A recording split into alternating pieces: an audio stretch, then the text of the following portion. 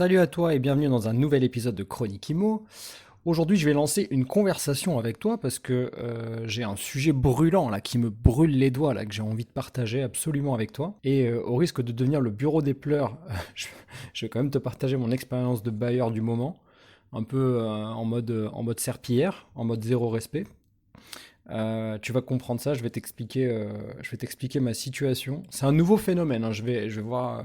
Je ne sais pas si c'est général, mais en tout cas, chez moi, dans mon expérience de bailleur, c'est vraiment tout nouveau. Donc du coup, bah, écoute, j'espère que tu es bien installé dans ton métro ou que tu es sur ton vélo là, en train de faire le chemin du boulot à chez toi. Mais en tout cas, je vais t'expliquer tout ça.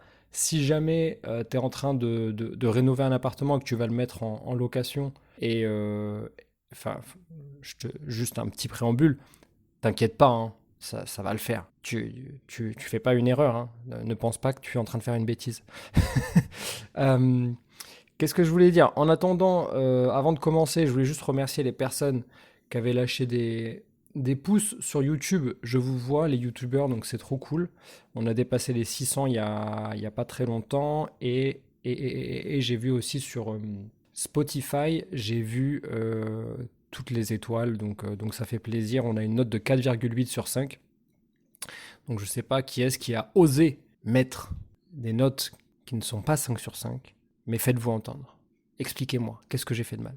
Plus sérieusement, qu'est-ce que je voulais vous dire? Ah oui, j'ai vu aussi que les épisodes concernant les faire de l'immobilier bah, ça cartonnait pas mal. J'ai vu que ça vous plaisait, notamment parce que la dernière statistique fait état de 34% d'écoutes supplémentaires sur l'épisode sur l'immobilier d'Elon Musk. Donc le premier de la série, il parlait de notre ami Oussama Hamar sur l'immobilier de luxe, façon hôtel, maison de luxe, etc., avec des gros services, etc.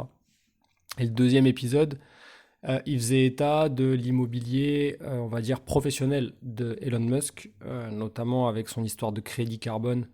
Ce petit malin, ce qu'il a pas utilisé là, c'est plutôt pas mal comme levier. Ça, couplé aux usines de production Tesla et SpaceX, bah, ça fait quand même pas mal d'immobilier pour quelqu'un qui dit ne pas en posséder. Voilà ce que je voulais dire, le petit débrief. Et juste avant de commencer, je voulais aussi dire aux personnes qui m'ont écrit, qui étaient censées recevoir le tableau Excel sur l'estimation des travaux et des meubles là. Normalement, c'est arrangé. Donc, regardez dans vos mails, regardez aussi dans vos spams si vous n'avez pas reçu Je parle pour les derniers, donc c'est ceux de la semaine dernière et de cette semaine. Quand l'épisode sortira, évidemment, plus tard, ça sera à jour, ça sera réglé. Donc, normalement, le système d'envoi automatique a été réglé. Donc, si tu veux, si jamais tu l'as pas reçu, ben, tu reviens sur la page, tu vas sous l'épisode que tu es en train d'écouter, tu cliques sur mon tableau Excel estimation de travaux, tu cliques sur le lien, là tu rentres ton adresse mail et normalement ça te l'envoie automatiquement dans la minute, quoi. Si c'est pas le cas, tu m'envoies un mail à moi directement. Allez, c'est parti. J'avais envie de... Ouais, ce que je te disais en début d'épisode, j'avais envie de partager la situation que je suis en train de vivre actuellement.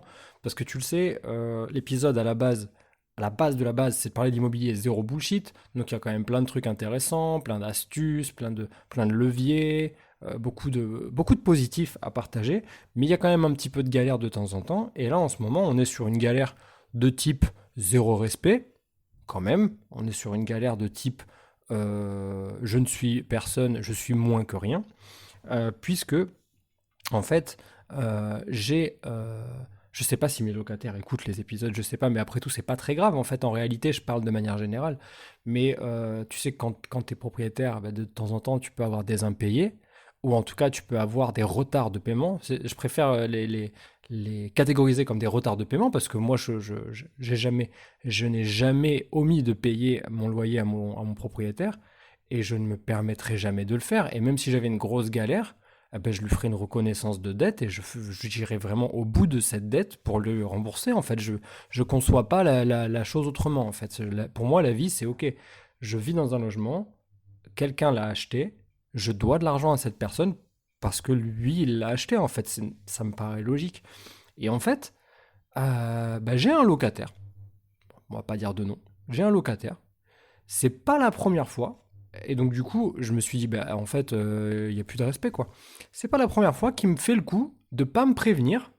Ah non, parce que c'est pas le fait qu'il a un retard de paiement, parce qu'il peut avoir un retard de paiement de 10 jours, 15 jours, un mois, mais il me prévient, en fait. Mais là, on est dans la situation où le gars me prévient pas. On est dans la situation où, en fait, moi, en qualité de bailleur privé, je suis du caca. On arrête de me respecter. Donc moi, je suis là, entre le 5 et le 10, j'attends mon petit virement, je regarde que mon compte il soit bien à l'équilibre, que tout soit nickel, qu'il n'y ait pas de, voilà, qu'il y ait pas de retard. Comme la majorité du temps, tout va bien, parce qu'il faut le dire quand même, les impayés, les retards de paiement, c'est aux alentours on va dire que de manière générale, c'est 3, 3,5%. Et puis, depuis l'épisode Covid, oula, qu'est-ce que j'ai dit? Qu'est-ce que j'ai pas dit? J'aurais pas dû dire ça. Je vais encore me faire striker. Depuis l'épisode du mot qu'on n'a pas le droit de dire, eh ben, j'ai entendu parler d'un chiffre plus aux alentours de 6%. Bref, dans tous les cas, c'est vrai que j'ai enregistré un peu plus de retard de paiement, mais à chaque fois, mes locataires sont de bonne foi et de bonne constitution, donc ils ont toujours été au bout de leur dette et ils ont remboursé. Mais là, j'ai un champion du monde qui a décidé qu'en fait, s'il n'avait pas les moyens, ben en fait, c'était pas son problème. Parce que en fait, moi, évidemment, je suis revenu vers lui, je lui ai demandé des explications. Et il répond au téléphone quand il veut. Déjà, en fait, ce qui me saoule, c'est qu'il il rend pas la situation agréable pour que moi, en qualité de propriétaire, je me sente rassuré. Et donc, en fait, moi, quand je prends un locataire, c'est comme dans n'importe quelle relation, je donne un permis de confiance. C'est comme un permis à points, comme permis de conduire, je donne ma confiance. D'emblée, si jamais tu as passé l'étape du dossier bailleur, tu as ma confiance, elle est accordée. Mais la confiance n'exclut pas le contrôle, donc évidemment, je fais en sorte que tu aies tout ce qu'il faut, Visal ou un autre cautionnaire, etc. Mais là, en fait, l'idée, c'est que le permis à points, quand il n'y a plus de points, après, il n'y a plus de confiance. Et là, quand tu me fais ça plusieurs fois, quand tu me tiens pas au courant, que tu vas avoir du retard de paiement, que tu as une galère, en fait, c'est une relation d'humain à humain, quoi, tu vois. Si tu me respectes pas, comment je peux te considérer et valoriser cette relation? Je peux pas, en fait. Et j'avais envie de partager ça avec toi aujourd'hui parce que je suis quasiment sûr, allez, je fais peut-être pas à 100%, mais à 95%, les propriétaires ont tous vécu ce type de situation. Euh, Est-ce que vous aussi, les gars, les meufs, dites-moi, tenez-moi au courant, je sais pas, mais est-ce que vous aussi, vos locataires, ils vous tiennent pas au courant? C'est quoi cette affaire? C'est quoi cette embrouille en fait? D'où ils vous tiennent pas au courant? Je comprends pas moi. Et du coup, avec, euh, avec un petit peu d'insistance et un petit peu de stratégie, j'ai réussi à l'avoir. Il se trouve qu'il a une galère, il a une galère perso. Ok, bon bah l'information est enregistrée, bien notée, je comprends. Du coup, c'est quoi la solution? On reste focus sur les solutions. Comment on fait pour payer le loyer?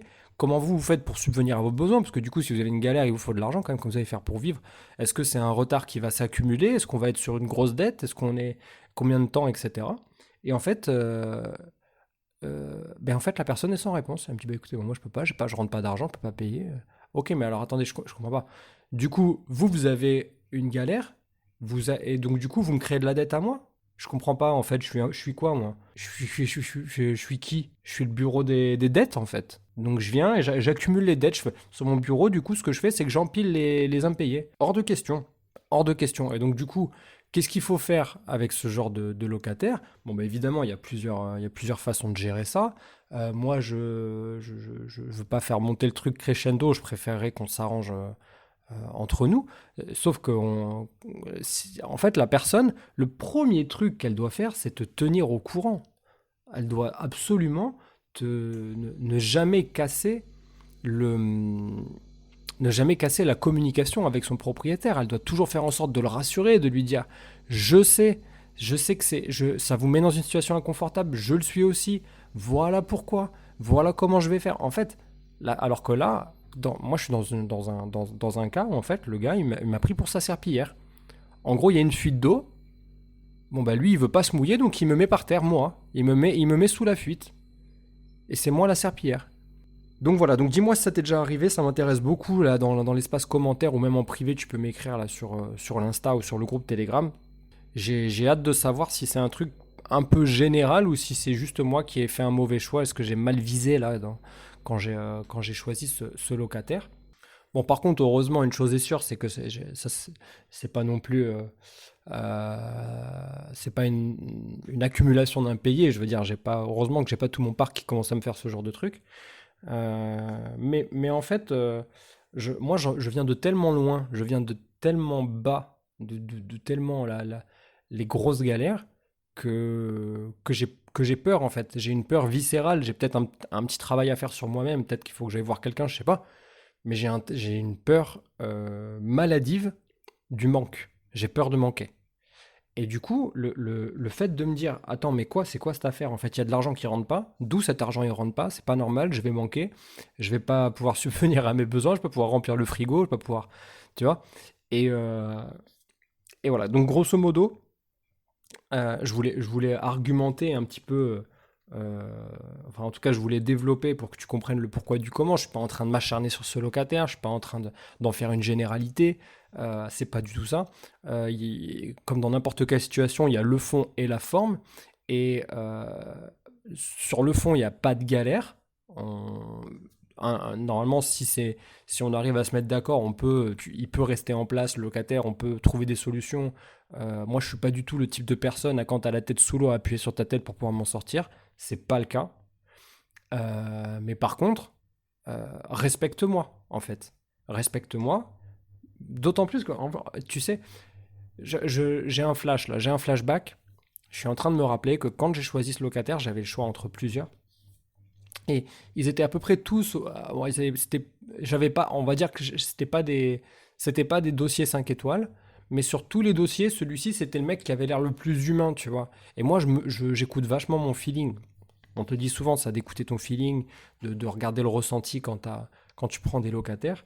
Et ce gars-là, je sais pas, il m'avait touché. Je m'étais dit que c'était la bonne personne, que ça allait créer de la stabilité dans cet immeuble, que vraiment c'était un profil différent, que c'était bien.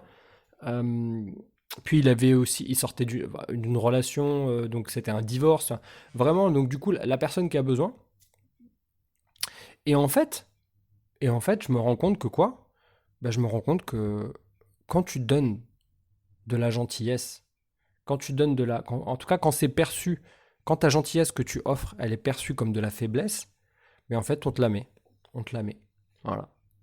Il y a pas 36 solutions. On te la met. Parce qu'il y a très peu de gens qui sont capables de faire la différence entre gentillesse et faiblesse. Au final, il y en a beaucoup qui pensent que, bon, bah écoute, vu qu'il est cool, le petit Mathieu, le petit bailleur. En plus, il est jeune. Donc, je vais me permettre de ne pas le tenir au courant. Je ne vais pas lui dire. Et puis, on verra bien s'il me relance. S'il me relance pas, bah, le loyer passera à la trappe. Je vais sauter un mois. Au final, je paierai que 11 mois sur 12. Peut-être avec un peu de chance, je paierai que 10 mois sur 12. Non, mais on est où, en fait? Qu'est-ce qui est en train de se passer? Donc voilà, j'ouvre cette conversation, j'ouvre le débat. Je pense qu'il y aura d'autres épisodes qui parleront de ce sujet. Et surtout, j'ai envie de poser la question à tous les bailleurs perso, je veux dire privés, qui écoutent ce podcast. Euh, Excusez-moi, mais prenez la situation générale en fait d'un bailleur. En fait, c'est un chef d'entreprise, un bailleur, tout simplement. C'est un chef d'entreprise.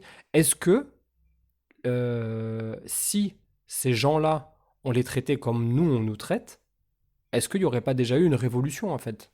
Est-ce qu'il n'y aurait pas déjà eu... Parce que moi, si du jour au lendemain, je vais dans l'appartement, j'ouvre la porte, je vais me faire un café, le gars, il est dans son lit, il me dit, mais qu'est-ce que vous faites? Je dis, mais je vais me faire un café. Mais quoi, je vais faire un café, j'ai plus de café chez moi. Il va me sauter à la gorge, le gars, quoi. Donc je prends une comparaison qui est peut-être pas forcément valable, mais juste pour dire qu'en fait, des situations ubuesques comme ça, nous, on nous les fait subir à nous, les propriétaires bailleurs, et ça devrait être OK. Qu'est-ce qui se passe en fait? C'est comme ça qu'on doit le comprendre? Bref, allez, un petit épisode épicé, j'ai envie de dire, au piment d'Espelette aujourd'hui. Pour toi, en conclusion, juste, je vais pas passer des heures là-dessus, mais en conclusion, dites bien à vos locataires dès le début qu'ils ont des devoirs. Ils ont des droits et des devoirs, mais ils ont aussi des devoirs. Et dans ces devoirs, il y a notamment le fait de vous tenir au courant. Et, euh, et soyez un petit peu directif dans votre façon de leur parler au début. Faites pas l'erreur que j'ai faite avec ce locataire, parce que gentillesse égale faiblesse pour certains. Et soyez direct. Dites-leur bien que s'il se passe quoi que ce soit, vous voulez être tenu au courant. Parce que voilà, c'est aussi vous qui gérez et c'est vous qui portez sur vos épaules ce patrimoine immobilier, c'est pas eux. Donc certes, il y a beaucoup de gens qui sont locataires qui aimeraient pouvoir accéder à la propriété et qui ne peuvent pas se le permettre. C'est un fait. C'est pas de notre responsabilité à nous. Nous, si on réussit à le faire, c'est certainement pas sans aucun obstacle, sans aucune galère. Donc, soyez clair, soyez directif et évitez de faire de la tolérance parce que ça pourrait être euh, considéré comme de la faiblesse. Par certains, en tout cas, par certains. Allez, on va terminer cet épisode avec la question d'Arnaud. Arnaud qui est un néo-investisseur et qui m'envoie un message concernant des visites qu'il a fait récemment sur des immeubles de rapport. Il me dit: j'ai visité 2 immeubles dernièrement, l'un est plus rentable que l'autre, mais le profil du quartier est plus risqué. Qu'en penses-tu? Alors, évidemment, j'ai synthétisé, le message était 100 fois plus long, j'ai tout le détail, donc voilà, je vais me permettre de me positionner quand même et de partager mon point de vue parce que quand je dis qu'il est néo-investisseur, c'est-à-dire que ça va être son premier projet. Et donc du coup, c'est important que je te précise ça parce que si tu le sais pas, tu vas peut-être pas comprendre pourquoi je lui dis ça. Donc en gros, je t'explique, tu as une balance. D'un côté de la balance, tu as un immeuble euh, qui crache plus de rendement, mais qui n'est pas dans un quartier 5 étoiles. Et puis tu as un immeuble qui crache moins de rendement, mais qui est dans un meilleur quartier. Bon, clairement, faut prendre le premier. Faut prendre celui qui crache le plus de renta. Pourquoi? La raison, elle est simple.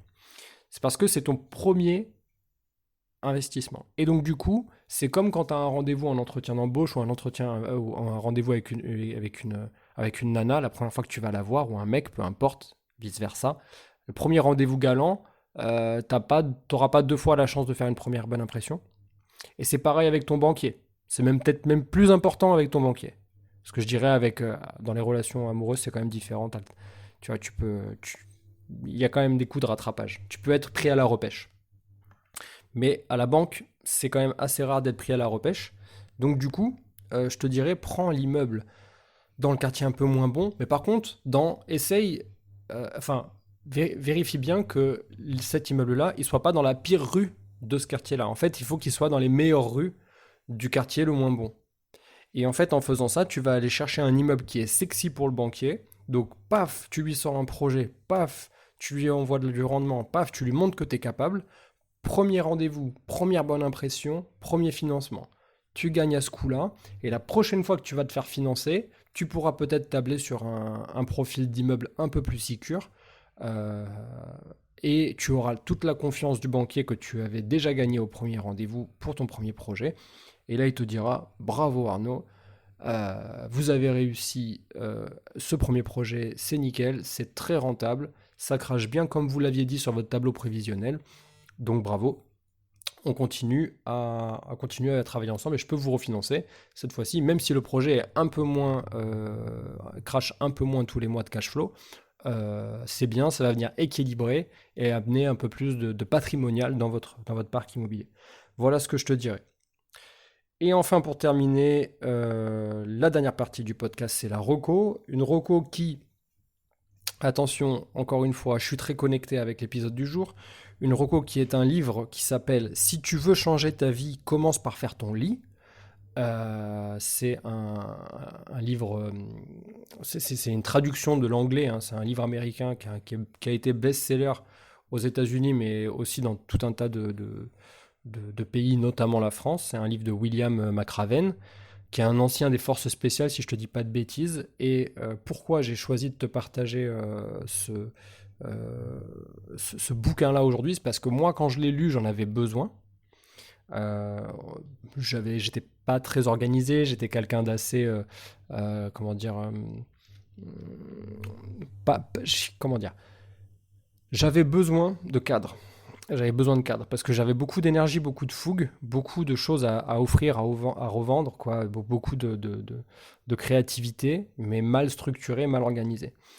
Et je pense que ce livre-là, c'est une clé en fait. C'est une vraie clé ce livre parce qu'il te permet de t'organiser et surtout de te remettre en question et de te dire, ok, en fait, je suis pas arrivé, le chemin il est très long et il a une manière, William McRaven, d'expliquer certaines choses qui te permettent en fait, de te refocus.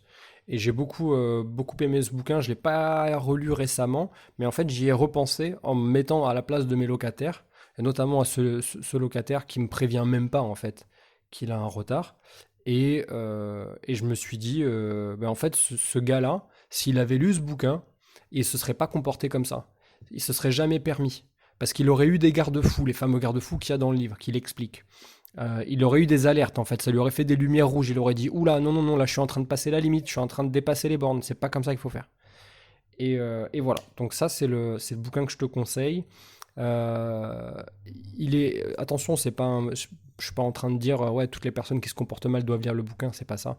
Mais par contre si tu as quelqu'un que tu apprécies, quelqu'un que tu respectes, pour qui tu as de l'estime, à qui tu te dis vraiment il pourrait y gagner de lire un bouquin comme ça, ben vas-y, tu peux lui offrir ou tu peux lui dire, tu peux lui conseiller parce que vraiment c'est une pépite. Allez voilà, je te laisse, je te dis à la semaine prochaine, ciao ciao.